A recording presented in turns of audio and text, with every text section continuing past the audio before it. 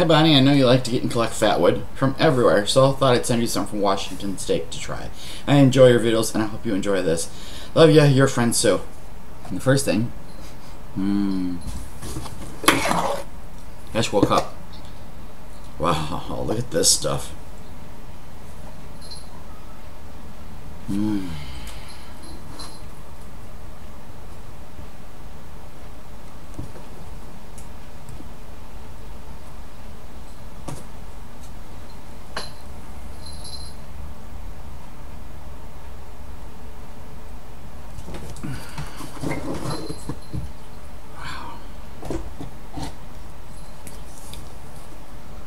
Look at that. I don't think I have anything that looks like that. And I've got, actually, I could probably make a list. I bet you I got Fatwood from, oh boy, I don't even know if I can keep track of it all now.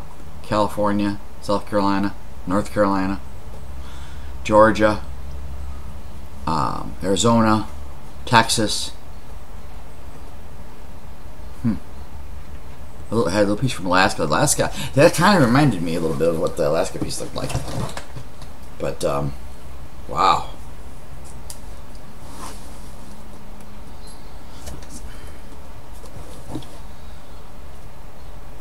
I mean, I don't think I have anything that looks like that. I know what people say all the time, oh, Fatwood is just Fatwood, but once you start getting it and kind of like handling it, it's different. Like that piece from Fatwood Projects, John. My hair's blowing my face. See what's fan on over there. It's like really hot. Anyway, this is from Arizona Fatwood. Now, it looks very similar to Brian Lee from Cape Fear Outdoors in Survival. It looks like his. They're similar. But this is Arizona, way across the states from each other.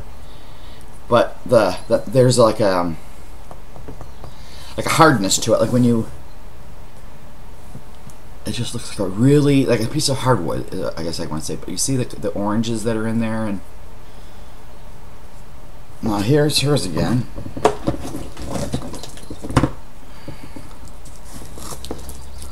Now they have the same oranges, but I think you can tell by looking at it. Hers seems to be more darker. I'll turn them to the ends. Yeah, hers is darker. Do you see that? This is just a regular webcam on my computer, and I've seen some people that have got some beautiful detail in their videos because they're using like an iPhone or something. I don't have an iPhone. I have a track phone, and it takes terrible pictures. I have a camera, but the camera doesn't give the good details that I'd like it to. But again, if I held it up like that, I think they're both amazing pieces of Fatwood, but you can see that they are different.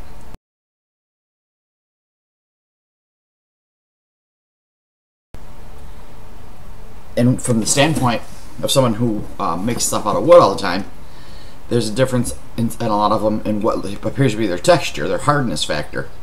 Some are so hard, and then there's some of those that are just soft. Like the California was like what, really waxy, probably the softest. But let me grab this and go in the other room, spark a little bit of it up, shall we? This is the California wood.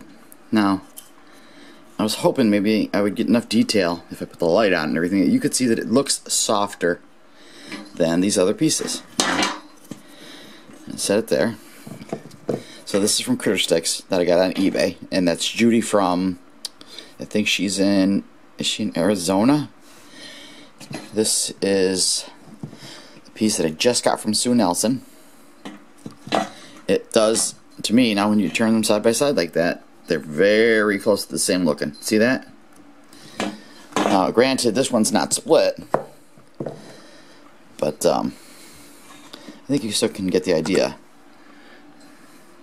It's almost as though this has a very tight grain as opposed to these other two that seem looser. and this one really being a loose looking grain, which is Sue Nelson's from Washington State. So this is from John at Fatwood Projects in Arizona. This is from Sue Nelson in Washington, and this is from Critter Sticks. And is Critter Sticks? Is she? I don't know. She's either. I think she's California. Yeah, I think that's where she's from. California Fatwood. Let's see how they light up.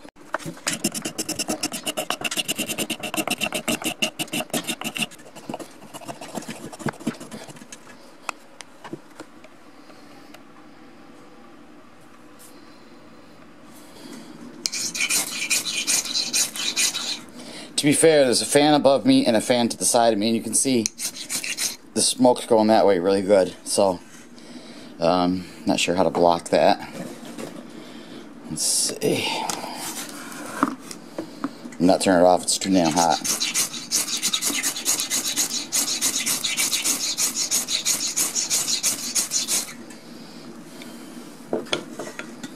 There you go. And this is John from Arizona, from Fatwood Projects.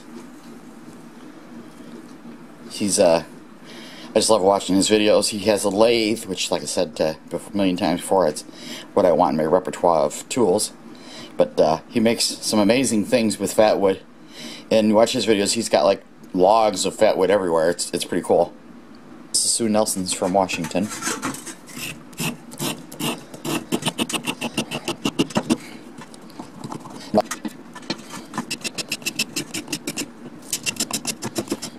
Her smell.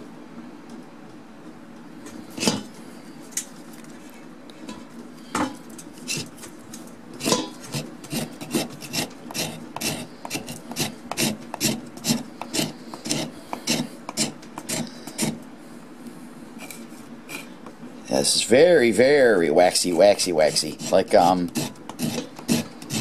know if you can see the difference or not. This camera's not that great, like I said.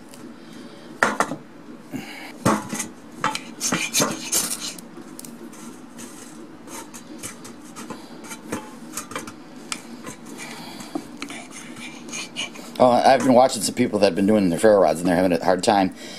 The idea is to go smoothly down, and you're actually removing material as the striker goes down, and then it comes off wherever you kind of let go. And people are like doing real fast, and they're shooting them all over the place. And it's more of a slower process than this wicked fast thing. The only time I do that fast thing is when I want to do a lot of sparks, but I'm trying to keep them in one spot. But typically, you just kind of push down on it and do that.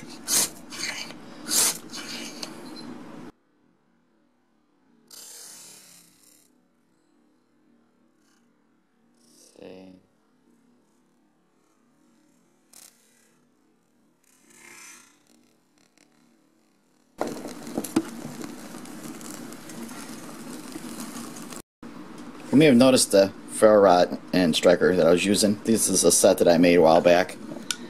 I really don't know what I've forgotten now what wood this was. It was sent to me. There was a little piece of it sent to me by Leslie Hunt quite some time ago. And of course I got the glow in the dark dots on it. Some people got these. I made them and sent them out randomly, which is pretty much how I've done all of my ferro rod strikers. I just they're kind of like a little kind of like a project of love, if you want to call it. I don't sell them because there's a lot of reasons why, but they take time. I don't like to feel like I'm making something because I have to. I like to make these as gifts and send them out. Turn out that light and see if there. I know it's daytime, it's kind of hard to see it glowing. Anyway, I've been asked from time to time to make them for people, and I do. They have to be people that I'm close to, not just random strangers. But recently it was brought to my attention that someone was interested in what we call the spirit face ones. And I had made, I think, only two where I carved a face in the wood and put a ferro rod into it. And I had two of them here that had been sitting here for a while. This one was one of the first ones I ever did. And he's been sitting here. Now he could easily get drilled, and he would have a ferro rod put in him. He's kind of interesting guy. there's that one. And then this one, he's kind of a work in progress. He's kind of goofy looking. I'm not sure what I'm doing with him yet. I just keep carving away at him. Don't know what he's going to turn out to be. And then this one I started the other day, worked on it for a couple hours. And this one is more typical of kind of like a wood spirit. The face with the big nose and that big eyes, and he's going to have the, you know, beard and the mustache all flowing. And he'll be substantially smaller as I get going. But yeah, these are painstakingly hard to make for me. I mean, some people are, you know, real carvers. I'm not. I'm just somebody who likes things and tries things. And some of it is failures, and some of it I come out doing pretty good at it. So that's the story about the Ferro Rods. Is I just see them, other people doing stuff, and I try to do what I've seen them do. And I like to send them out as gifts. And yeah, it'd be nice to sell these things and make money. Who doesn't want money, you know, when I'm sitting here saying I can't do anything I want to do because I'm broke.